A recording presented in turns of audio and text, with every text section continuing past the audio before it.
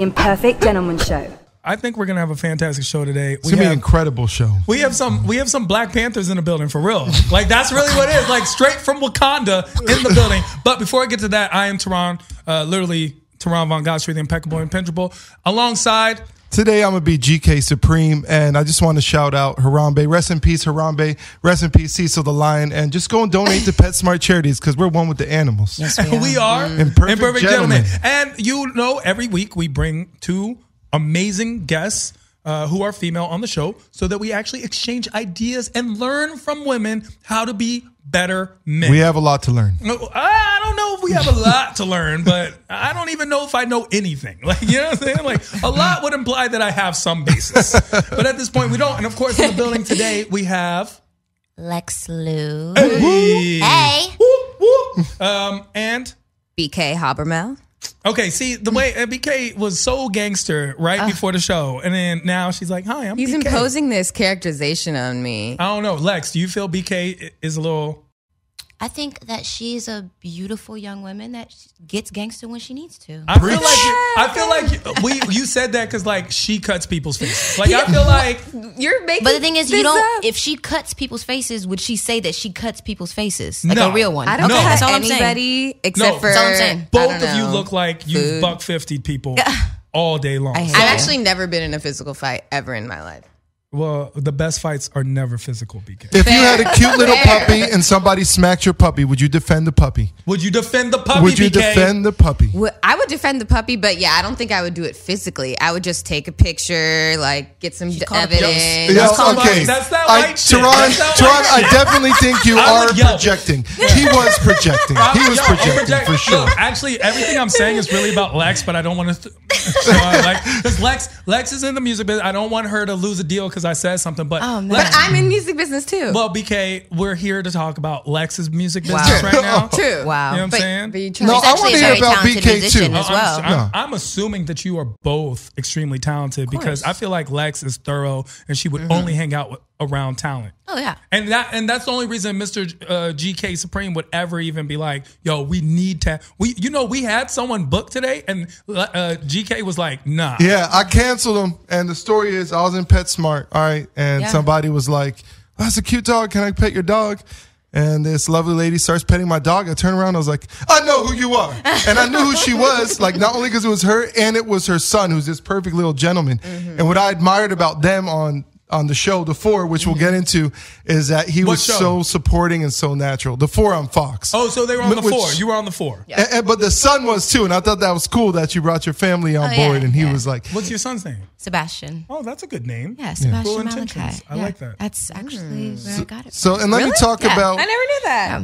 Learning something new That was a here. great Thanks, movie. guys. That was amazing. That was cool. Yeah, it's a classic. Good book, but great movie. Sarah Michelle Gellar is so sexy in it. In that, first of all, that movie was amazing, right? Yeah. That movie is amazing. Actually, the only part that I didn't like about that movie was the girl that he ends up actually marrying in real life, Reese Witherspoon. I didn't like Reese. I didn't like Reese Witherspoon because she's a little vanilla. Well, I mean, I just never liked her in the movie. Like I was like, man, you're telling me he's doing all this and then he's gonna go and be with her. Like, right? I wanted him to be. First of all, just be I with wanted your him to sister, be with a black girl, like we all do. Yeah, well. I'm just kidding.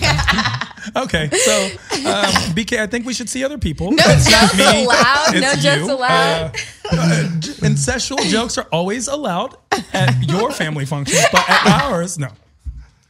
So Sebastian's a gentleman. He is. He's a nice little gentleman. So you're raising a perfect gentleman. Yes. So we have a lot to learn from you. Yes. So how's the music going? Exactly. Music is going amazing. I pretty much just finished my EP. I'm just like partnering with a lot of people, brands, and just like doing a lot of cool shit, you know?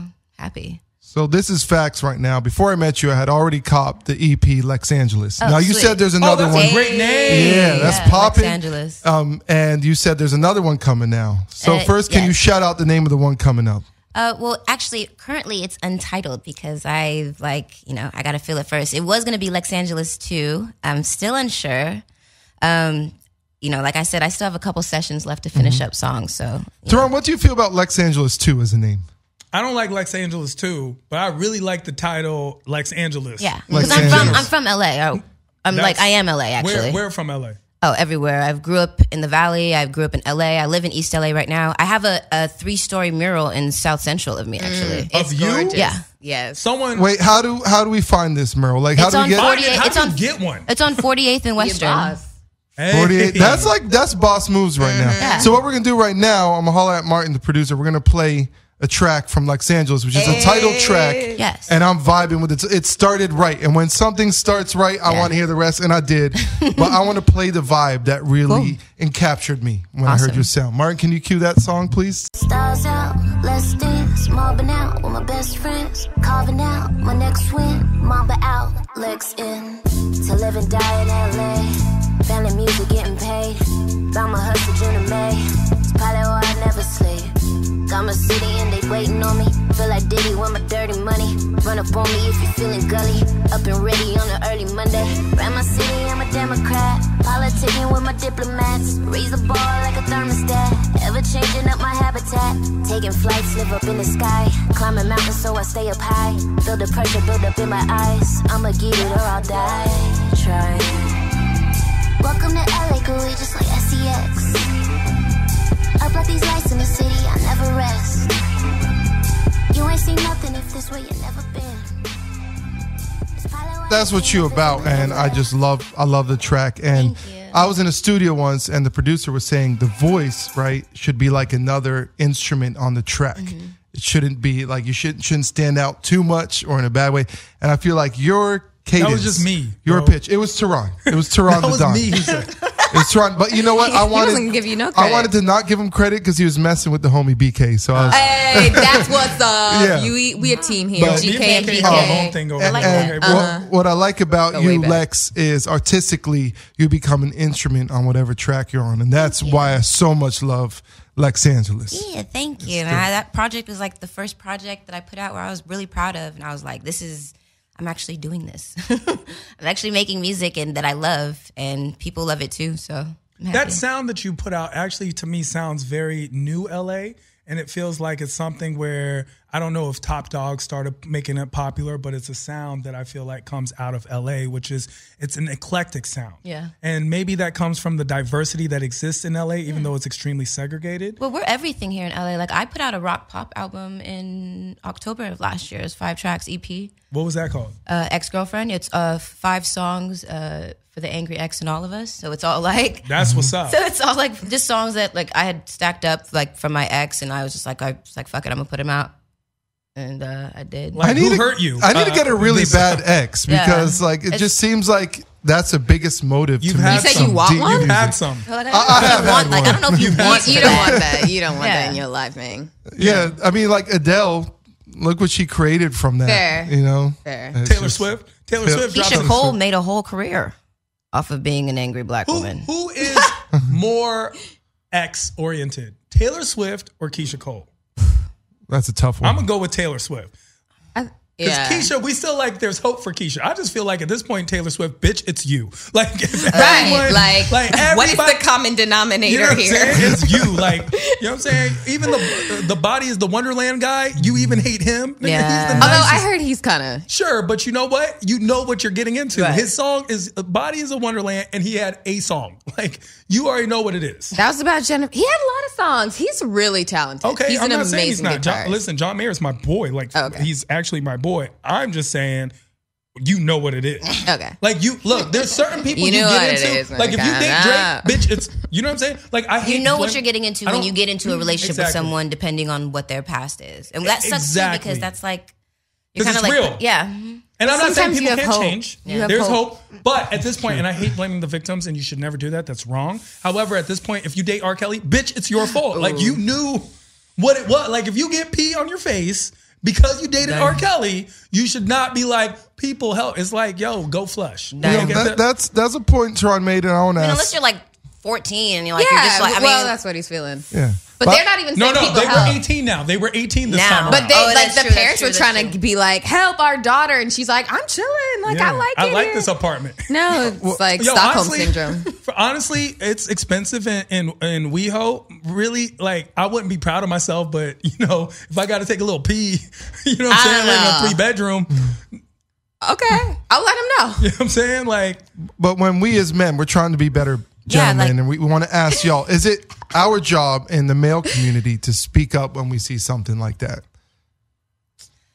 I think it depends. I mean, if it's just like a random person, I don't necessarily know if you need to like make a statement. But if it's somebody in your life, don't co-sign like the abusive behavior of somebody that you're actively interacting with. Because I feel like that's what normalizes it and that's what makes it continuous. It's like, oh, well, my friends didn't say nothing, so I hit you. But, so then yes. If it's just a celebrity, I mean. You can't tell it. Like, you can't like tell people what to do. I mean, everybody's living their lives. True.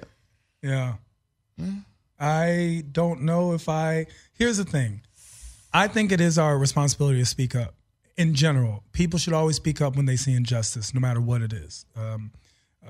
Threat to justice anywhere is a threat to justice everywhere. And so I will always stand up unless I'm about to get my ass beat. And I'm going to tell you, like, if it's some big ass nigga, like, I might, like, like, if you saw a big ass nigga hit a girl, are you going to run in there and be Captain Save a Ho? Or are you going to just do your due diligence and call the cops? I mean, I'm going to be like, you were there when I ran in once, Teron, and like the black eye didn't help afterwards, but I felt like I did the right thing. Yeah, why he have to be a black guy? Why couldn't he just been a guy? You know what I'm saying? It was just a man bigger than me. I didn't. It was, but when you said black guy, we all knew it was a bigger black guy. Like we didn't think. Didn't you say that? I didn't think Kevin Hart. Like yeah, we didn't think. We was thinking. I mean, if it was Kevin Hart, we'd be like, oh. Yeah, but it's real. Like sometimes, like you got to think of your personal safety too. Because, and we do want to talk about the school shootings.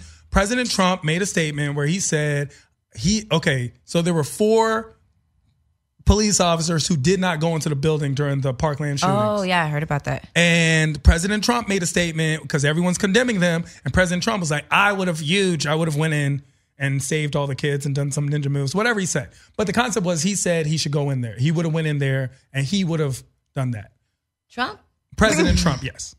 Oh man, he would have like been out of breath by the time he crossed the threshold. Wow. Like, but somebody called him out, and they're like, "Bro, you avoided the draft.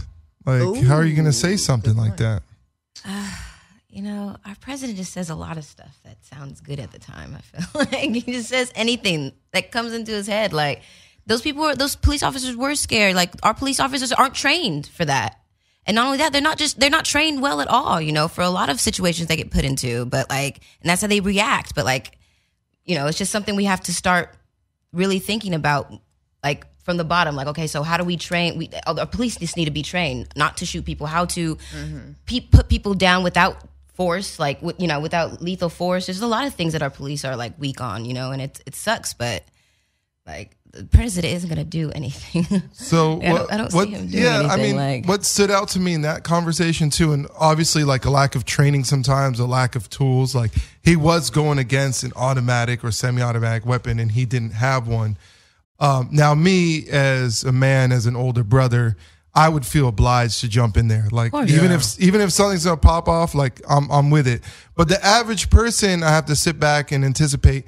They have a family too. Yeah. They have their own goals and desires. And more than likely, if you're running, the outcome is almost inevitable, right. And so when this guard made the decision not to go in, at first I felt frustrated because I said, I was looking at it through my lens. If it were me, and I've done security work before, I'm running right in.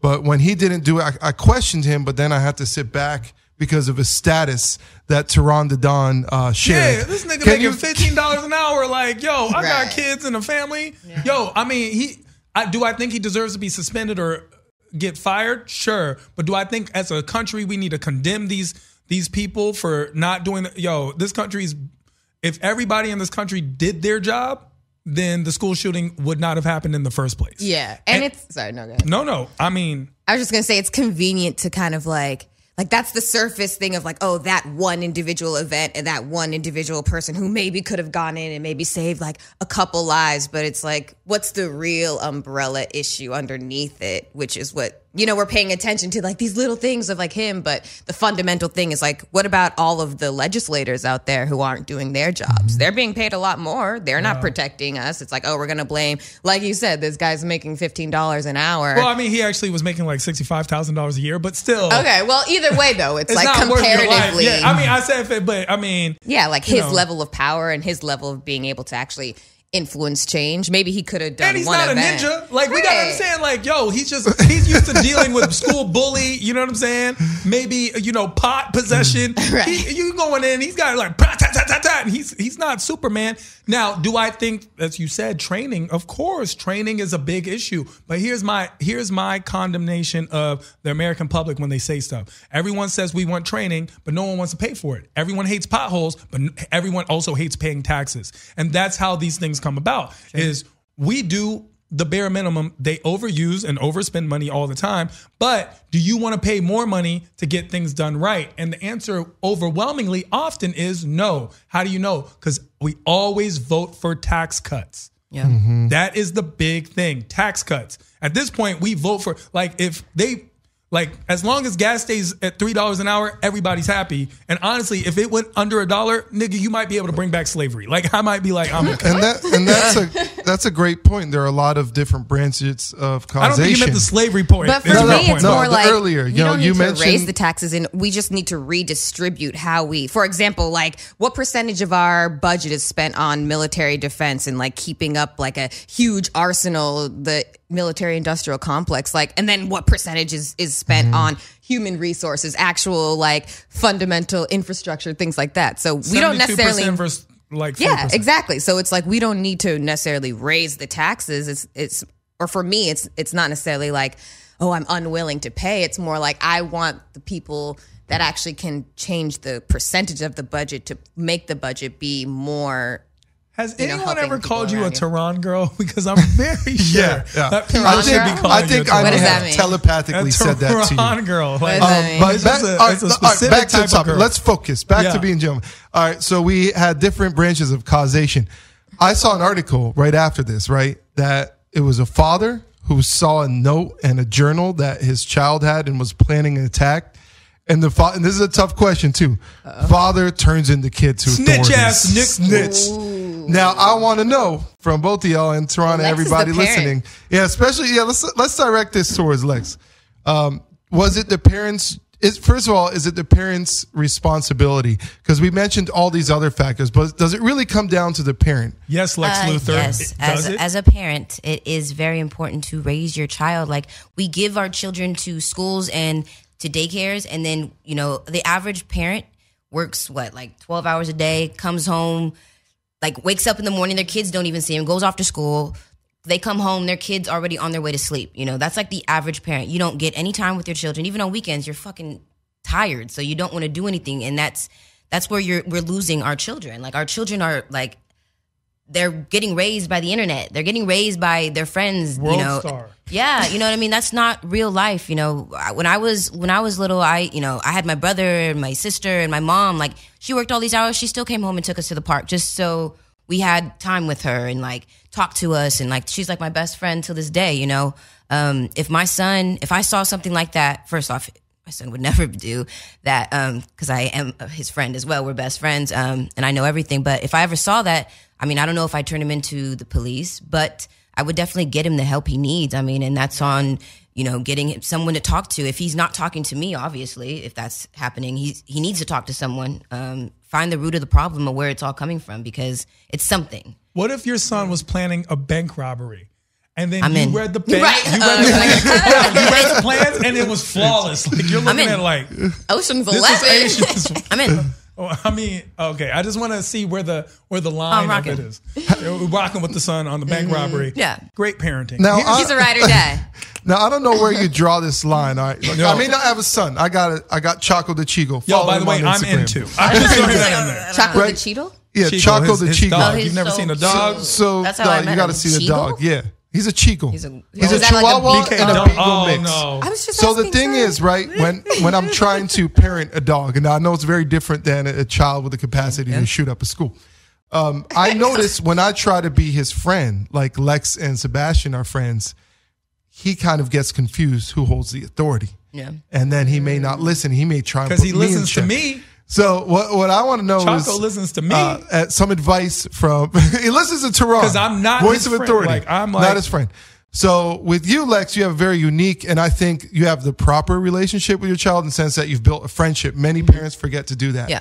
What do you do in your parenting to reinforce that line? So although you are friends, but I am the authority, you will listen to what I say in order to raise them, not to do what all these other crazy kids are doing out here. Oh man. I mean, I think that just giving him the option to talk to me and like letting that be open, I think that helps with a lot of like his decision making, you know, because we have like conversations about real life stuff. So it's never, you know, he's never confused if he can talk to me, but I guess it's a balance, you know, like I still, like he's almost as big as me, first off. I'm like really small, but you know, it like when I talk to him, he has like a lot of respect.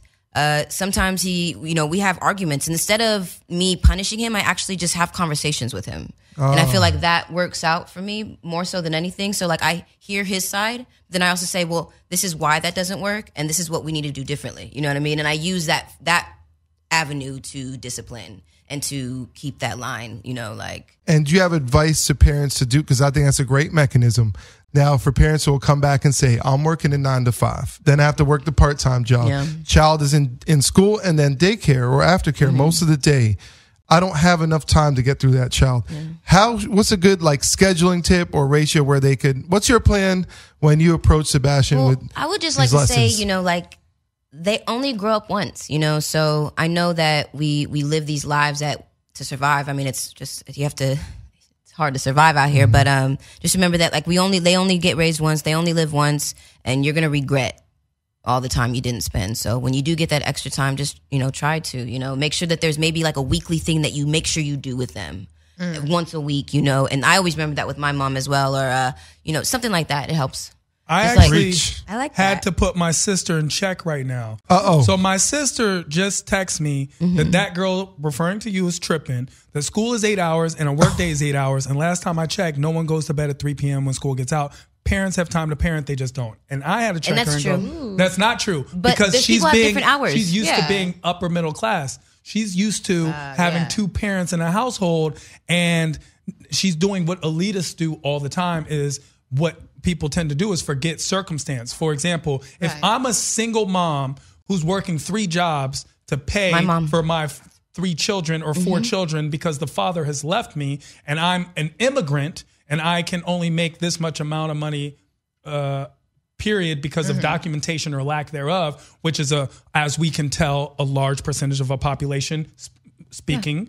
Or a single parent in general, or especially a mother who we know gets paid 70 cents to the dollar. My mom worked 3 jobs like my whole life. You know what I mean? My sister raised me. I had my grandma too, thank God. But like, she did work 3 jobs. Like I said, she would come home 9 o'clock, you know, take us to the park, then put us to sleep, and then go back to work. You know what I mean? And that's real. And then you know what I mean? So like, it's not, everybody's circumstances are different, but on the average, nobody has like, we can't afford to survive anyway. Especially in places like LA. Now, we're from Washington, D.C., which is actually quite expensive. Yeah. But the concept is my sister, who is a very woke, very aware person, who's always a social justice warrior, so sometimes way too much so. Yeah. Like one of those. Well, she's right. You should spend time with them. Make time for your children. You know, but make time for your children. Of course you should, but sometimes we can't. Exactly. And it's unfortunate. And what we saw with the Parkland shooter is that his parents had died the year before. His mom had died when he was young. His dad had died like the year before. Something like he was being raised with an aunt that really didn't pay attention and with friends. I mean, we didn't see parents in the picture. Yeah. And one of the things that we've learned, regardless of race and socioeconomic status, the number one factor in the success of your child, boiling down to anything, is simply having a 2-parent household. Yeah. Simply having a 2-parent household will mean that no matter what race, they did a race study, and it's actually funny because I suggested the book Outlier to George, and you're going to read it, and you're going to see a couple studies, but you'll see a couple studies that relate to that, and it's amazing. Wow. It's interesting. It's just interesting having 2 parents. Now, that's unfortunately not the reality for most people. Nope. I don't, you know, me and my ex are separated, you know, I don't. Are you on good terms? Yeah, we're on decent terms. It goes up and down, but you know, like our relationship has to be decent for our son. You know what I mean? Because that energy rubs off. So we try our best to be great. You know what I mean? Like I still am a full-time mom. He takes him maybe out once a week, which is cool because he works a lot, whatever. But I still do all the things I do plus parent. You know what I mean? And I have my mom to help, but she works too. So, you know, I make time.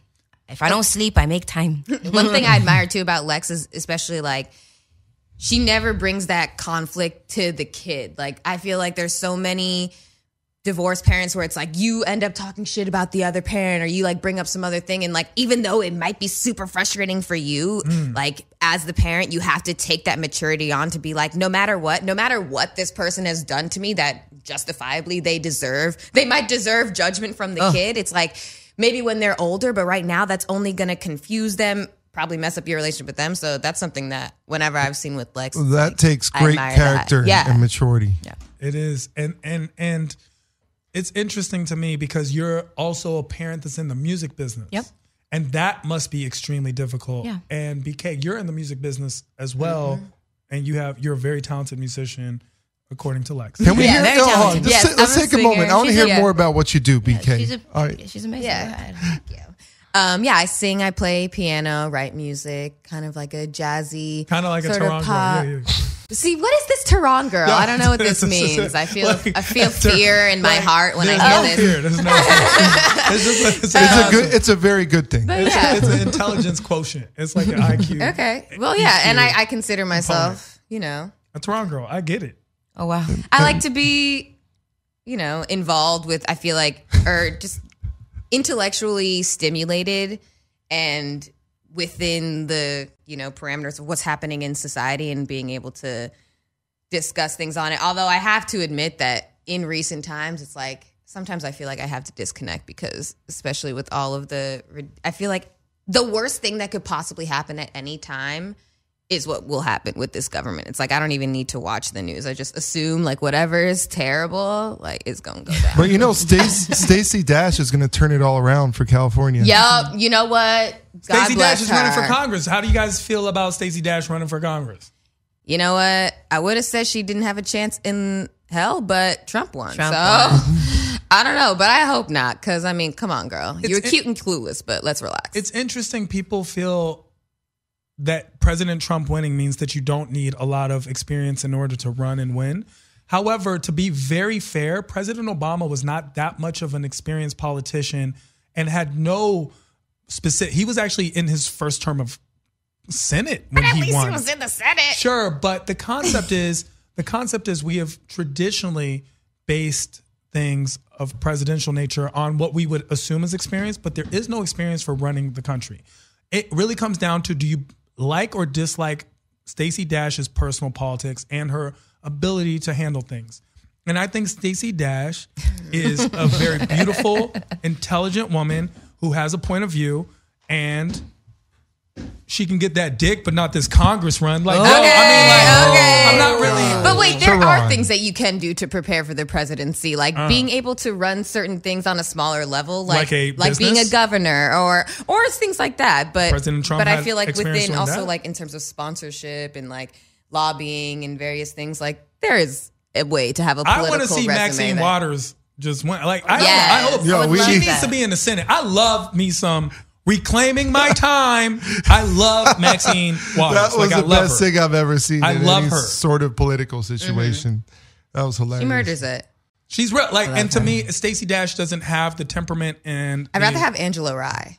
That's a great choice. And it's not like, hey, we're just throwing out. It's right, not like Angela. You know what? I'd rather have Viola Davis. Come on now. Why can't we just, Taraji, you running? Like, no, but I'm going to say it again. The whole conspiracy of Oprah and Michelle Obama, if they ran together, I think they have a strong chance of winning. I do not. I don't think they're going to run. I think they take also, them. everybody hates black women. Do you think that look, okay, this is how we got Trump, because people were so mad about Obama. They're like, oh, can't you have a black man telling us what to do? So then they got Trump up in here. George and I recently had a very interesting experience with a young lady who's a producer on a television show. This is and the producer of the show, whose name we won't say, Heather, was... Wow. Is it Heather? I think the name starts with an A and ends with an A again, but I'm not going to say the name. Angela. I don't know her name, but anyway, we're not supposed to say her name. It kind of rhymes with Hannah. Anna? I don't know. I thought that was the name. Okay, so look, I'm going to tell you why. Because she really had a conversation where we were just like, she had a conversation where she was explaining to us, she was like, and I'm dead serious, and I will almost quote.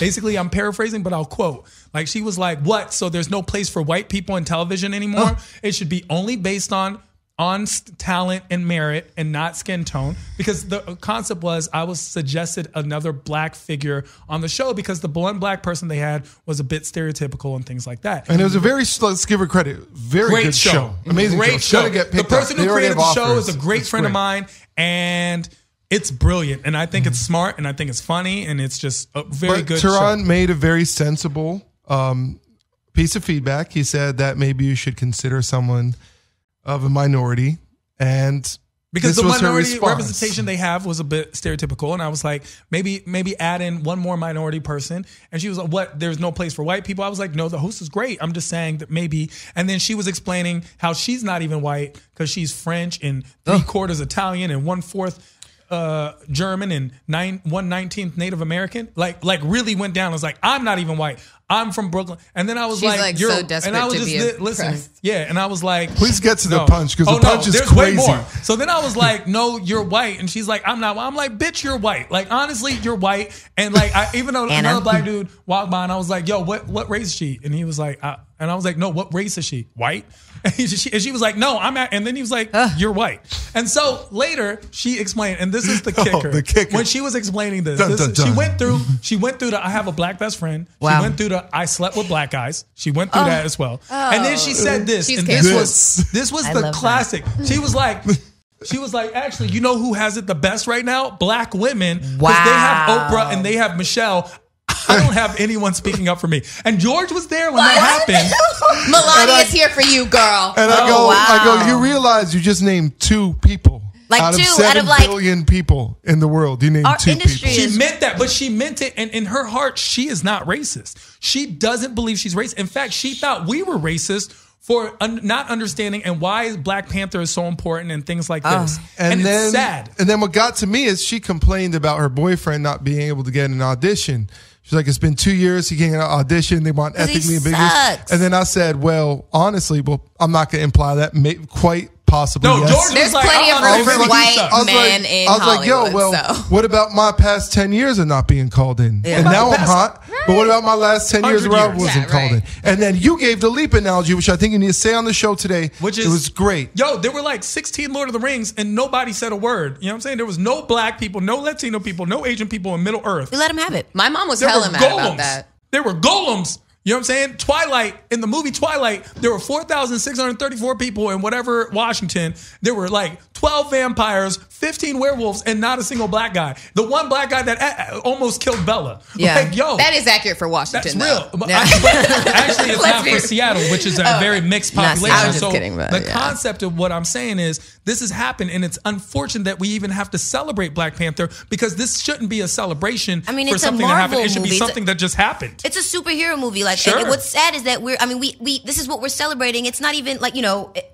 it's great, and it's great that it's a black cast and it's like gives us empowerment and stuff, but it's still Marvel, you know what I mean? It's still like a superhero movie. That it's sad that this is what we came out for, and I'm very proud of it. I'm happy for it, but like we have one movie. Yeah, we have one. And people are arguing. Like everyone should be able to have a superhero. Everyone should have representation. Yes. There should be like a Latino. There should be like Taco Panther. I never had black Barbies growing up. They didn't exist. Like you know what I mean? Like they do now because we want change, but that's something that we've never had. We don't even realize like the black emoji happened like a couple years ago. And there's still no black hair on that shit. Even the emoji. But the issue is that because white people are so used to having it all be for them, that's how there naturally is. So they're like, that's not racist. That's just how it is. And they're just used to that. So then if it does start to slightly change a little bit to make it so that way even a step towards a little bit of equality, they're like, well, what's going on? It's taking over. I want my country back. It's because to the privileged,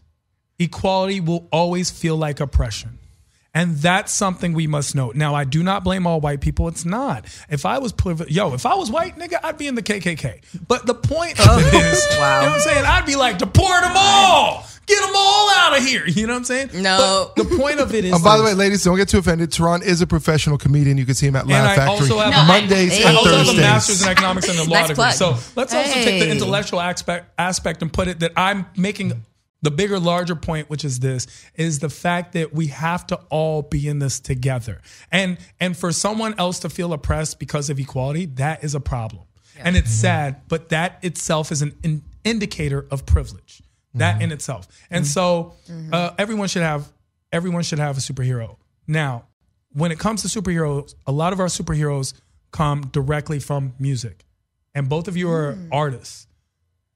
In the day of superheroes as rappers, and we have Little Uzi Verts and T Grizzlies, do you feel that sex and drugs are at an all-time high of being both exploited and unnecessarily put into the music for the consumption of young people? I think right now it is what it is. You know, like I said, look, they've been raised by the internet, a lot of the younger generation. So, you know, what they see is what they want, you know, and there is a lot of drugs out there, a lot of drugs. So are you saying that maybe we're doing hip hop blaming and we're like, it's just basically the general culture, it's getting reflected in hip hop, and we're looking at hip hop and saying this is causing it. But are you saying maybe it's a greater picture of this new generation?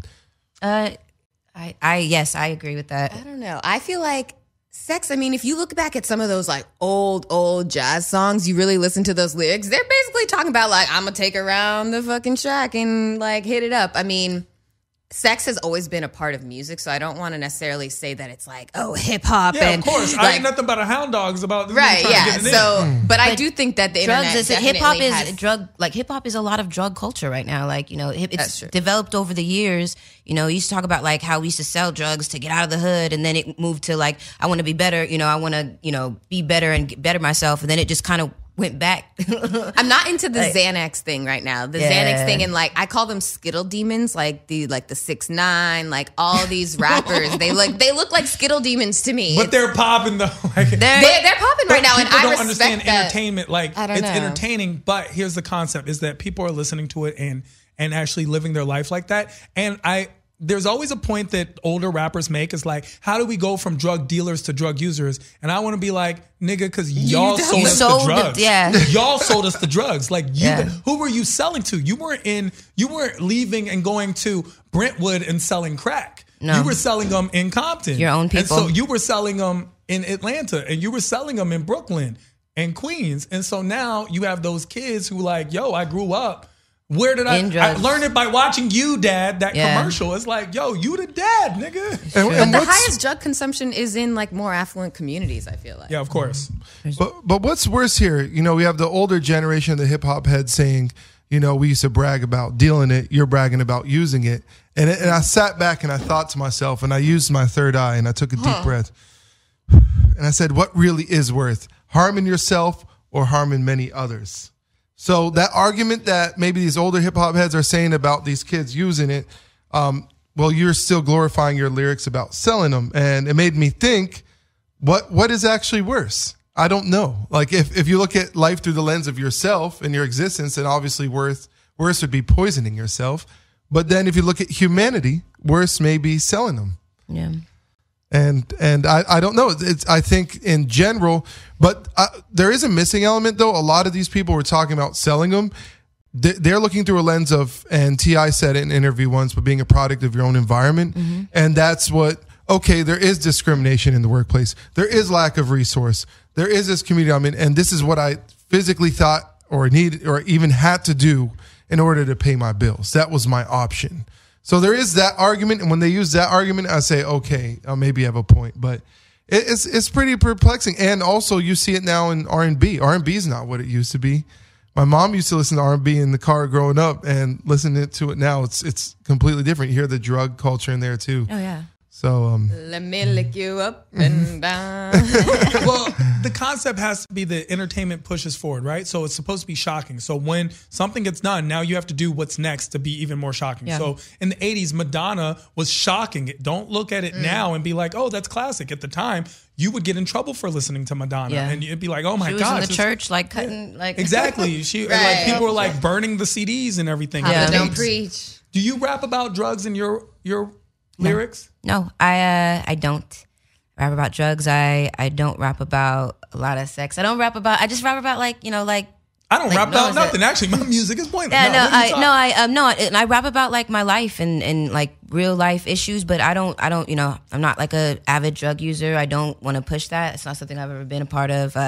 You know, I'm like a tomboy, so I can't even rap about being sexy or fucking niggas over or, like doing too much. Like I have different, every song is a story, but like, I just kind of stay away from it because it's not who I am. I'm like not a sex pot. I don't have a fake ass. I don't have big titties. I'm not perfect, or strive to be. I don't, do a lot of drugs, but, I smoke some weed and chill out and work my ass off, And also touching on the sexual exploitation part, hip hop sometimes has been known to be a misogynistic genre. Oh, yeah. And you being in this genre as an artist, right, as a female artist, have you come into any situations where you were being discriminated against as a lady? Let me see. So the first time I released a record, it was called Twerk. I released it. I did a show at Argyle. It was called Twerk? It was called Twerk. I don't do sex stuff, but this... No, it was like 5 years ago. It was like 5 years ago. It was Twerk. It was called Twerk, okay? No, listen, look.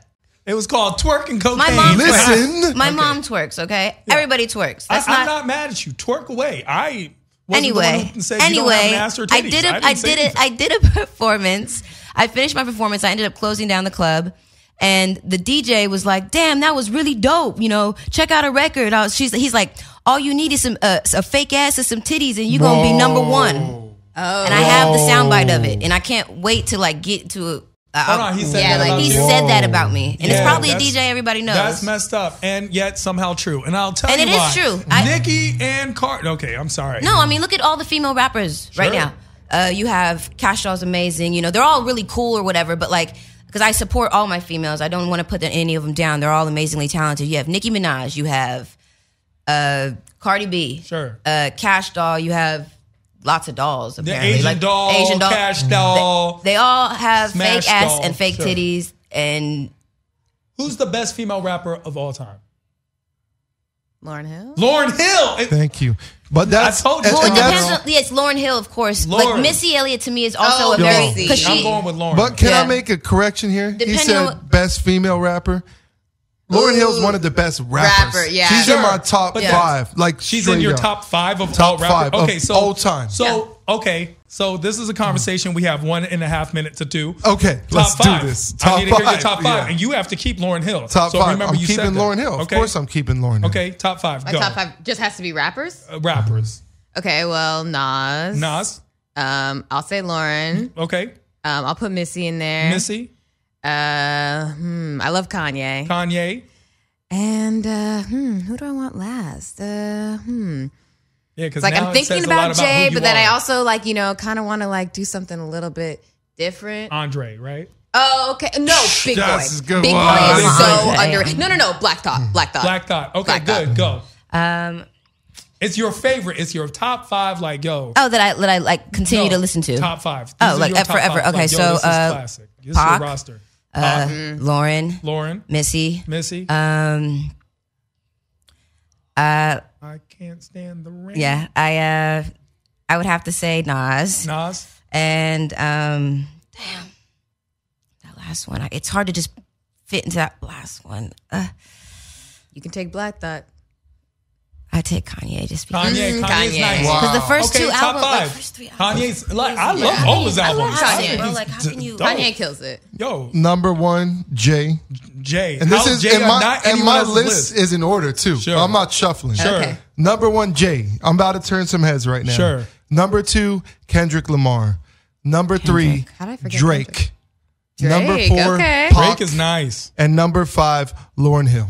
Okay. It's a nice list. Drops the mic. Okay. So hard. Get this mic drop right here. Martin, you got this right here? Look at this. I'm going to go Biggie, Jay, Pac, Nas. And I'm going to drop my 5th one is going to have to go with... I can't go with that. I can't go with Kendrick. Lex Lu. I can't go... after Lex Angeles, I might go with that. But my 5th one is I'm going to go with Dylon. No. I'm going to go with... I know who you want to say, and you're resisting it, but I know who he wants to say. Who do I want to say? Do you need a drum roll? F-A-B-O. I on the low want to say I know Fabulous. That's what he wants to say. Fab. I love Fab, but I mean, if I'm going to have to go with the best, I might have to go with Wayne. I have to put Wayne in there. Wow. So that's a good pick. There's just there's been a lot of great rappers, Yeah. and they're all different kinds. So like just depending on the type of music you listen to, you know, like, and you grew up with, you know, it's And, different. and I just want to shout out my boy Freddie Simpkins on IG. He handmade this pop Hey, Freddie. necklace right here. Get it, Freddie. You No, talented. I was looking at that because that's tough, It's and now I need to popping. get I was a looking at Tehran it, too. necklace. And with yeah, that. well, this was supposed to be a birthday gift. When I told you the cost, you're like, "Nah, go to Hollywood and Highland," and I got you that big clay thing Yo. that looks like 50 Cent now, Yo. and you're upset. So look. Yeah, what you pay for, people. Here's my thing. Y'all need to find out what my Hold on, birthday how much is. is I want that? some How much is discuss. that? I'm not gonna put his prices out there. I don't know if he Okay. wants them, but it was Right. like close to 400 For that? That's for this. what's up. No, to custom make you. This Yeah. was a very fair deal, $60. I know because it's amazing. That's why I think people should get it. And we already know where to find him. Where can we find you if people want to find you? Lex Lu Official everywhere. You could Instagram, Facebook. It's also lexluofficial.com. And that's LU, by the way. not LEXLU Official, you know, everywhere. So From Lex Luthor? my mom, so this is a name my mom gave me. Cute name. I love it. And then BK. Yeah, BK Habermehl. You can find me on all of the internets. It's HABERMEHL. Okay, that's very German of you. I am half German. I already knew. And that's the concept is, and just to let you know, I think rap now makes all girls bisexual. I am Tehran literally across the board at I am Tehran. And of course, I'm alongside Mr. George Corey. Find me on Insta. Tehran, spell the last name, the exotic Khouri. last name for people. Thank you. And I want everyone to know- I just want to give a gift to Lex because she's a real MC, and I feel like a real MC deserves this art right That's here. amazing of you. This I goes would have to never Lex. given you that, but we This are goes to Lex. imperfect gentlemen. Gentlemen. Remember, nobody's perfect.